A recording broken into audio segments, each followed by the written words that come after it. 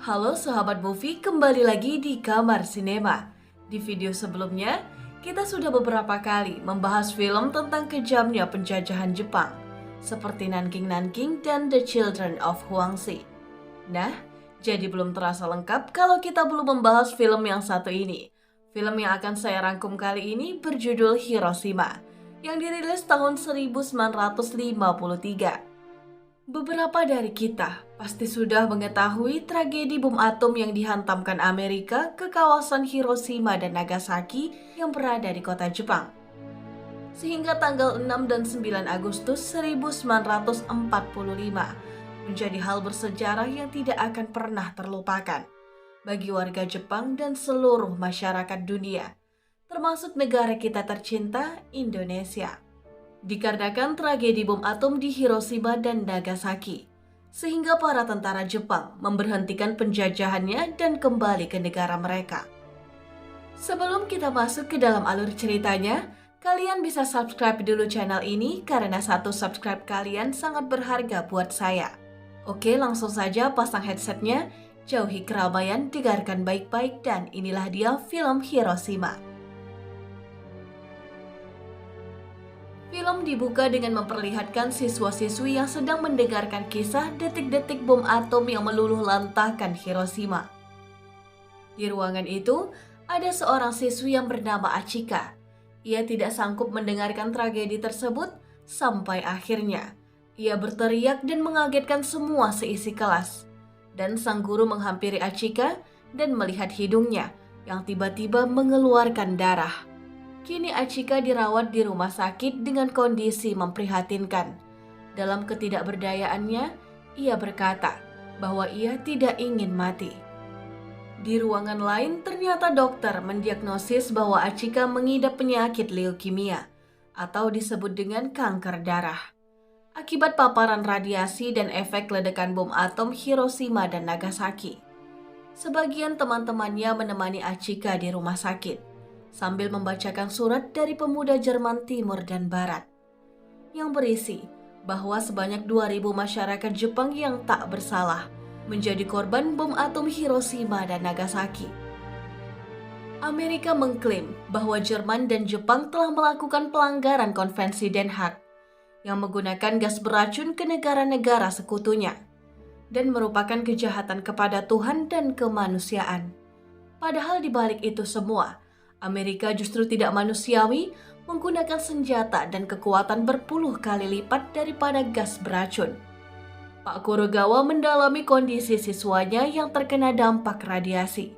Kebanyakan dari mereka sering mengalami kelelahan dan penyakit kulit seperti kiloid dan borok yang terus menyebar ke seluruh tubuh. Saat itu salah satu siswa malah mengutuk dan penyakit itu dijadikan lelucon. Sehingga ketua kelas marah dan memperingati semuanya agar tidak asal berbicara dan menghargai orang yang sedang mengalami sakit akibat dampak radiasi yang mematikan. Setelah itu Pak Kurogawa menginformasikan berita yang baru ia dapat. Ternyata orang Amerika telah membantu korban bom atom di beberapa tempat. Namun bukan untuk menyembuhkan, akan tetapi dijadikan sebuah penelitian lanjut. Kondisi Achika semakin hari semakin memburuk, hanya bisa pasrah menunggu kematiannya. Masyarakat Hiroshima kini harus menjalani hidup dengan gangguan berbagai macam penyakit. Kebanyakan dari mereka sudah tidak memiliki kulit normal.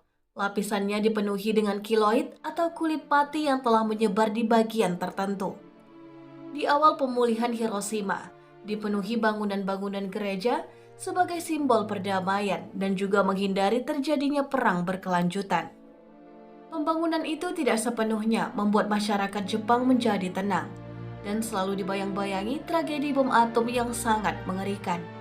Butuh waktu panjang untuk menghilangkan trauma, apalagi hampir semua masyarakat mengalami gangguan penyakit yang setiap saat dapat merenggut nyawa mereka. Dalam keadaan sekarat, pikiran Achika terus terseret kembali mengingat tragedi yang sangat mengerikan itu. Sehingga kamera menyorot di bulan Agustus 1945. Terlihat ribuan siswa dibariskan di tengah lapangan yang sedang melakukan upacara penghormatan terhadap kekaisaran. Semua para pemuda dikerahkan dalam pelatihan militer setelah mengetahui bahwa Jepang sedang di ujung tanduk. Mereka dipaksa melakukan pekerjaan berat setiap hari demi melatih fisik dan kesiapan mental jika sewaktu-waktu Jepang mulai dijajah oleh sekutu. Saat itu Achika baru pulang sekolah, lalu mendatangi kedua adiknya yang bernama Akio dan Achiko. Di malam harinya mereka bertiga menulis surat untuk ayahnya yang sedang berada di medan perang. Saat mereka ingin makan malam, tiba-tiba mereka dikagetkan dengan suara alarm peringatan serangan udara. Semua warga bergegas pergi ke dalam ruangan bawah tanah dengan kondisi lapar sehingga Achiko sempat mengeluh karena perutnya lapar. Namun sang ibu memperingatkannya untuk tetap sabar dan menunggu kondisi kembali aman. Pagi harinya, semua tentara memberi kabar bahwa ancaman dari serangan udara sudah usai. Sehingga semua warga keluar dan memulai aktivitasnya seperti biasa. Achika dan Akio berangkat bersama ke sekolah. Sedangkan Achiko seharian menunggu di dalam rumah bersama ibunya. Di hari yang cerah dan penuh semangat, Achika bersama kawan-kawannya sedang bekerja bakti membersihkan puing-puing bangunan yang roboh. Namun tak lama, mereka mendengar drum pesawat. Situasi hening, terdiam tanpa ada sedikit pun yang bersuara. Mereka semua menatap ke langit dan merasakan keanehan tidak terdengar sedikit pun alarm peringatan. Namun, dalam diam ketakutan, mereka tiba-tiba dihantam bom yang sangat dahsyat.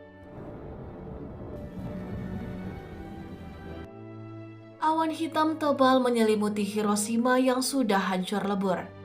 Achika berhasil selamat, namun ia harus tertimpa reruntuhan. Sedangkan kondisi warga yang lain tidak kalah memprihatinkan. Guru Achika mengalami syok berat melihat semua muridnya menyatu dengan tanah dan reruntuhan. Jasad anak-anak menjadi pemandangan yang paling memilukan. Orang-orang yang masih hidup hanya bisa berteriak memanggil satu dengan yang lain.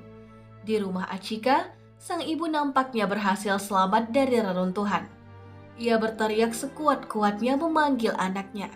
Namun ternyata Achika berada di tempat yang lain, yang berusaha keluar dari timpahan puing-puing bangunan.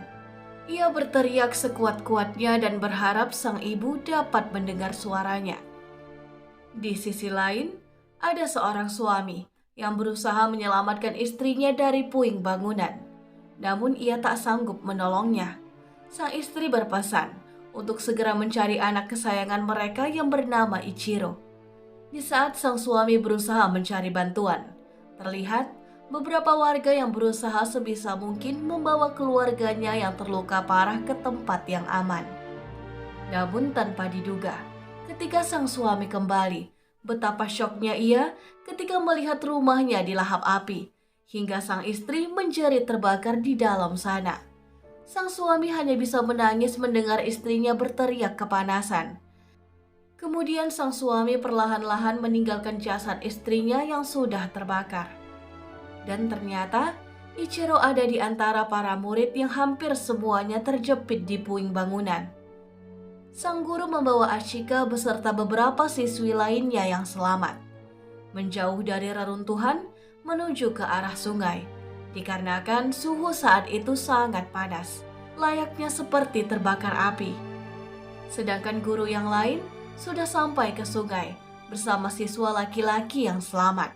Kemudian ia mengajak mereka menyanyikan lagu kebangsaan agar menjaga mentalnya agar tidak panik menyaksikan kehancuran Hiroshima. Tak lama datanglah para siswi yang langsung masuk ke dalam air sungai. Mereka semua panik dan saling berpegangan satu sama lain. Namun beberapa dari mereka ada yang meninggal dunia akibat paparan radiasi.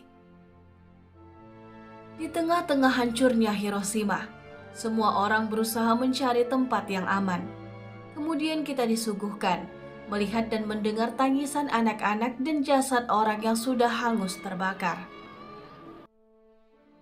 Keluarga Achika sangat memprihatinkan. Di tempat penampungan, sang ibu terus menggendong Akio yang sudah meninggal dunia. Seseorang memperingatkannya agar membuang jasad Akio, dikarenakan telah menimbulkan bau menyengat.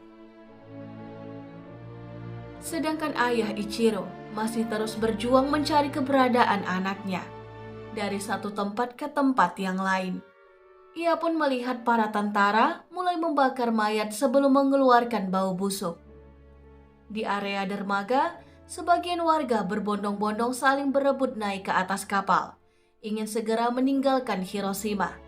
Ternyata Achika dan ibunya berhasil mendapatkan tumpangan.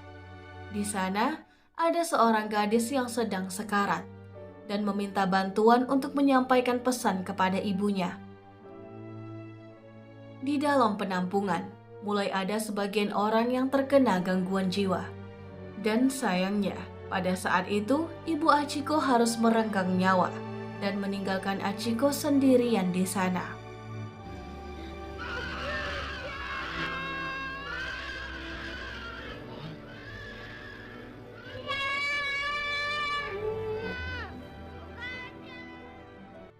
Kini ayah Ichiko mulai memasuki area penampungan, dan di sana ia dapat menemukan keberadaan anaknya. Mereka berdua sempat berbicara, namun beberapa menit kemudian, Ichiro meninggal dunia.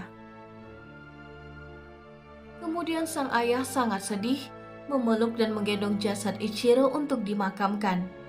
Di sisi lain, para pasukan Jepang berkumpul di sebuah tempat untuk segera melakukan tindakan dan menenangkan para korban, agar tak terombang-ambing dalam kepanikan dan ketakutan. Saat itu, setelah diperkirakan kurang lebih 200.000 orang menjadi korban, di antaranya 10.000 orang tewas dan 100.000 terluka parah. Hal yang paling penting, memberikan harapan ke semua orang, agar tidak larut dalam kepedihan dan meratapi kehilangan. Sehingga banyak yang meninggal akibat tekanan batin yang sulit terkontrol. Para petinggi pun masih mengkhawatirkan Hiroshima karena dampak dari radiasinya akan sangat berbahaya bagi kehidupan masyarakat Jepang di masa depan. Bahkan tanaman akan sulit tumbuh hingga sampai kurang lebih 75 tahun lamanya. Untuk membangkitkan kembali tatanan kehidupan, diharapkan masyarakat Jepang tidak ada yang tahu perkara bom atom dan dampak yang akan mereka tanggung di kemudian hari. Di tempat lain, ada Yokoda dan Endong mencoba pulang ke rumahnya yang sudah rata dengan tanah. Mereka kebingungan mencari kedua orang tuanya. Dari tempat penampungan, seorang dokter mengumumkan akan melakukan percobaan dengan menanam biji daikon demi memastikan areanya tidak terkena dampak radiasi yang berbahaya. Jika seandainya tumbuh, maka para korban tidak perlu dievakuasi dari Hiroshima dan berusaha bersama-sama membangun kehidupan yang baru. Setelah beberapa hari penanaman biji daikon, mereka menunggu tanaman itu tumbuh. Semua orang di sana berharap cemas menantikan kabar baik agar bisa pulang ke rumahnya masing-masing. Hingga di suatu malam, seorang kakek menyaksikan ternyata tanaman itu berhasil tumbuh dalam beberapa hari, sehingga semua orang mulai memiliki harapan untuk melanjutkan hidupnya.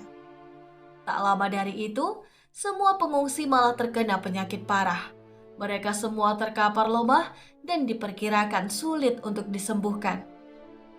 Di sisi lain, di situ Yokoda dan Endong yang masih berusaha mencari keluarganya. Bertemu seorang nenek, kebetulan sang nenek tahu keberadaan anggota keluarga mereka.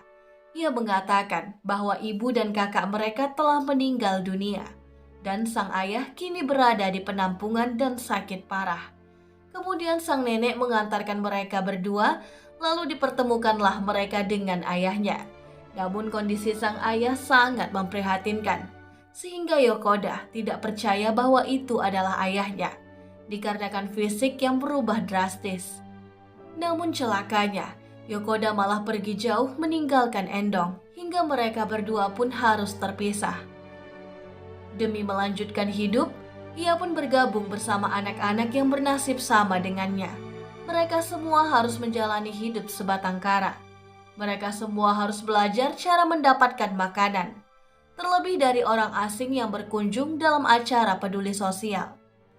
Endong pun selalu menyempatkan diri ke makam keluarganya dan masih berusaha mencari keberadaan adiknya Yokoda. Seiring berjalannya waktu, kini Endong bekerja bersama pamannya Sebelum bertemu dengan pamannya, Endong sempat menjadi komplotan pencuri kain demi mendapatkan tumpangan menyeberang ke suatu tempat. Endong melakukan itu semua demi mencari adiknya. Namun ternyata usahanya masih belum mendapatkan hasil. Hingga bertemulah dengan sang paman dan melanjutkan pendidikannya lagi, dibarengi dengan bekerja paruh waktu. Endong memiliki tetangga seorang gadis pincang. Akibat kakinya tertimpa reruntuhan saat tragedi bom atom. Endong yang sudah dewasa menyatakan ingin menikahi gadis tersebut. Namun, si gadis tampak kecewa lalu pergi meninggalkan Endong. Esoknya mereka bertemu kembali. Di sana gadis itu berharap Endong tidak melakukan lelucon, berpura-pura ingin menikahinya.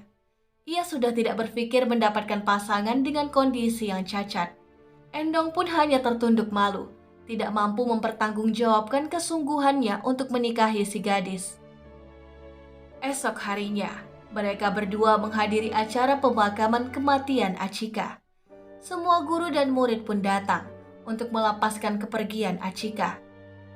Endong memilih keluar dari pekerjaannya dan menghabiskan waktu bermain paciko. Saat itu Endong melihat kumpulan anak-anak kecil sedang menawarkan souvenir kepada para turis.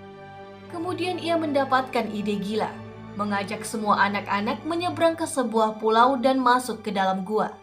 Di sana mereka menemukan sejumlah kerangka manusia dari korban bom atom. Kemudian Endong menyuruh anak-anak menjualnya demi mendapatkan uang yang banyak. Akibat perbuatannya itu, akhirnya Endong ditangkap polisi. Di sana datanglah Pak Korogawa sebagai guru sekolahnya Endong. Endong melakukan semua itu agar semua orang tidak mudah begitu saja melupakan tragedi mengerikan kala itu. Ia takut terjadi perang dan masuk militer hanya untuk membunuh orang yang tidak berdosa. Pak Korogawa memahami perasaan Endong yang masih trauma meskipun sudah bertahun-tahun lamanya. Untungnya, Pak Korogawa berhasil mengeluarkan Endong dari kantor polisi. Dan sebuah murid ikut serta pergi ke acara mengenang para korban bom atom Hiroshima dan Nagasaki. Dan film pun selesai.